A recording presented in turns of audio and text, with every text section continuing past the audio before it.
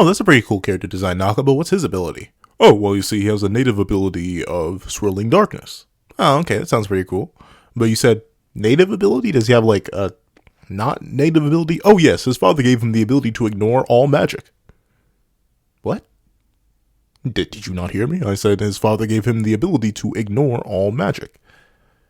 All of it? All of it.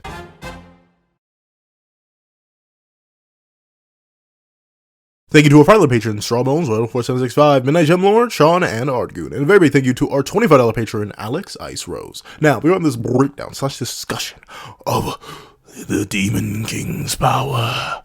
Please remember to leave your comments on the Demon King's power in the comment section down below. Leave a like and subscribe if you haven't already. Also, hit that little notification bell to miss out on any videos that come to the channel. Also, I do have a Patreon down below. Use more result as $1, got them $1, download videos, early content, and more. Also, now become a member of the channel for result as $3 a month to get the same perks and more. Now, let's hop into the discussion. What's up, guys? I'm Hunter, and here we are to talk about the Demon King's power and how, like, how legitimately unbalanced it is. Like, here's the thing, right? The Demon King's power is so good for a pretty obvious reason, right? So say you have two hands, right? And you are fighting someone else who also has two hands. You are both on even grounds, realistically, right? They have their right hand, you have your right hand. They have your left hand, you also have your left hand. Seems pretty fair. Now, imagine if you ran into somebody who just by being around them, your right hand just disappeared. Like straight up, it just vanished. No matter what. It's not like it hurts you or anything. It's not like you feel the pain, but only when you are fighting this very specific individual at random, the moment you get in too close, your right hand just disappears. Flat out vaporizes on the spot. Seems a little bit unfair, right? Well, that's what happens when you fight Zeldris, who has the Demon King's power. Well, he did. Not anymore. The Demon King is not with us anymore. He's gone. But the thing is, that ability in of itself is literally just taking a hand away in the middle of the fight. Because the whole verse, Seven Deadly Sins in its entirety, is full of characters who are both magically based and physically based. Every single character pretty much is. However, ironically enough, more characters are commonly magically based than physically based. And I'm not talking about like fodder characters here. I'm not talking about season 1 characters. No, like endgame class tier characters like EOS Elizabeth, characters like EOS Merlin, characters like EOS Gother. They're all just magically based. And the thing with the Demon King's power is that you just negate it. None of it exists anymore. You just don't have to worry about it in its entirety. The thing about Inversion, while I do plan to talk about it in its own video, the thing about it is the fact that you can exploit it. It is exploitable. You heal the Demon King while he has Inversion activated, and suddenly bro's bleeding. You hit the Demon King with a buff, suddenly his muscles feel fatigued because bro is actually anti-buffed. You can work around Inversion if your kit is complex enough. Admittedly, a lot of characters don't actually have a complex kit, especially a lot of like very, very powerful characters. Like Meliodas in true magic form is not healing you. No matter what Meliodas desires, he's not going to heal you when he's in true magic. And neither is a character. I mean, Chaos King Arthur should be able to heal, but even Chaos King Arthur, realistically, he's not necessarily going to heal you up. He'll tear you apart. But the thing is, with Inversion, you can get that counter. You have that built-in thing where as long as you play your cards right and your kit is diverse enough, you can still do damage to the Demon King with magic. That whole side of your kit isn't actually fully invalidated unless you have a purely offensive base kit.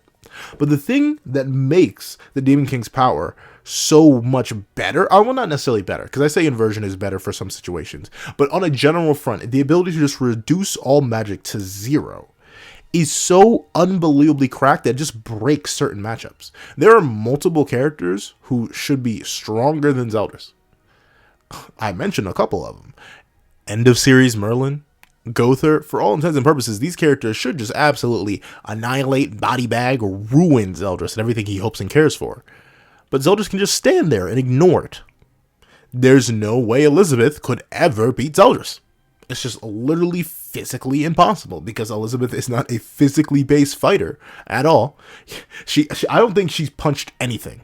Like, legitimately, out of the many times I've read Seven Deadly Sins from start to finish, cover to cover, I don't think we've ever seen her punch anything once. She is purely magic based. So despite her literally being able to throw around Zeldris plus the 10 commandments with a simple arc spell, she could do nothing to or single commandment Zeldris, as long as he has the Demon King's power, because he just simply ignores all of her light attacks.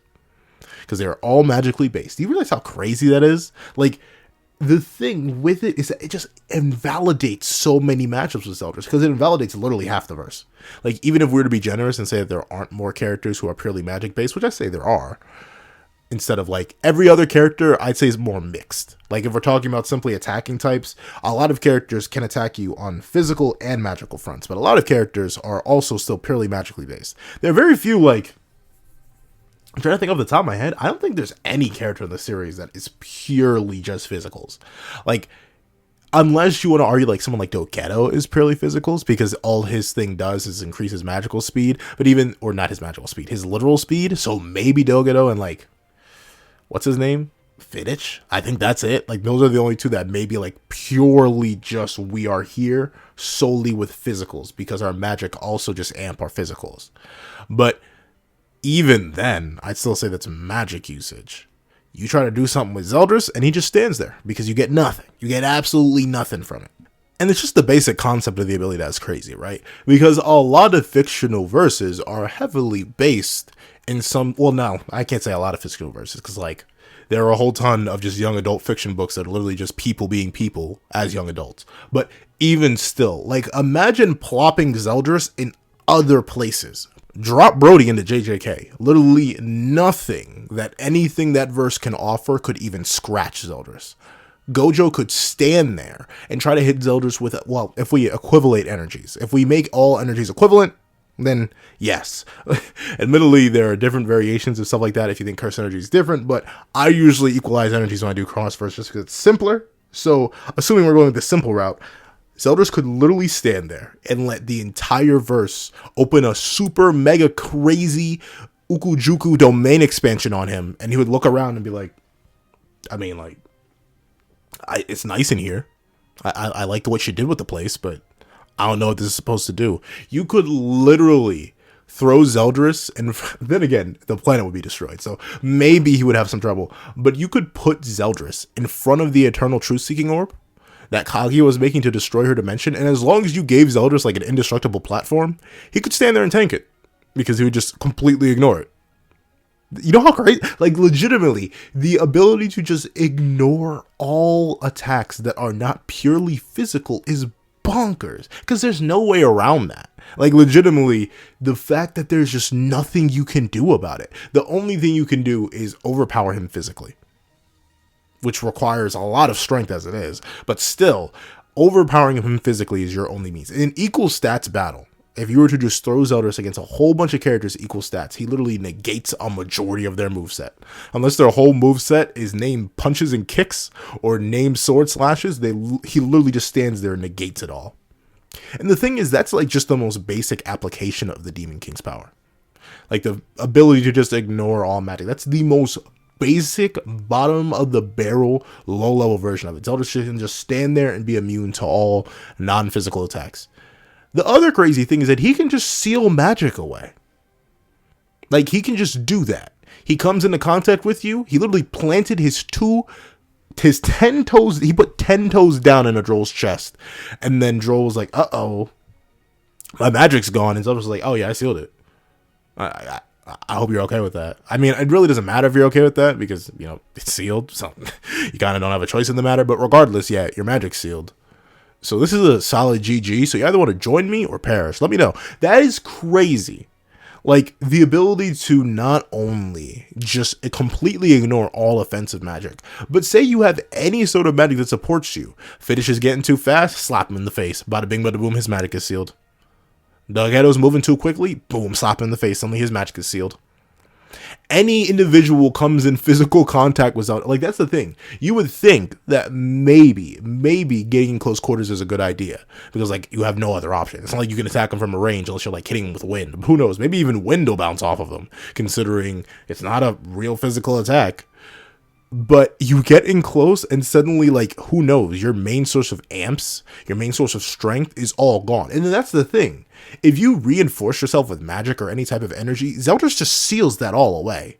Joel couldn't summon any magic power when he got tapped by Zeldris. None. And that was after Joel Diane, I'm not sure 100% went in the original timeline, but Joel Diane literally stood there, hit the finest of breakdancing moves for a whole, like, 5 minutes as Zeldris watched, and was like, wow, you know, that's pretty neat. I like the style, I like the swagger of your movements, and then proceed to have all their magic sealed away. So if you are in a verse where you, like, physically reinforce yourself with your magic system, I guess you're just a regular dude now, because you can't do that. He could literally just one-tap a character, because he literally just one-tapped them, sealed their magic away, and proceed to one-tap them again. Or I guess it would be a two-tap. It would be, he hits them once to seal their magic away, and then considering they have no extra defenses, since they have no control over their magic that is now sealed away, he then two-taps them with another tap, and then their whole body is blown apart. That is crazy. That is actually insane. The fact that you don't just get to put their magic away, tell their magic to go night-night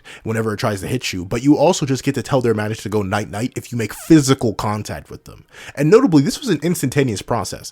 Unlike certain other magic seals or magic spells where, like, Merlin has to hit you with it, or, like, Gother with Kill Switch where he has to fire an arrow at you. No, Zeldris just made contact. He uttered no spells. He did nothing fancy. He just got into physical contact with Joel, and suddenly all their magic was sealed away.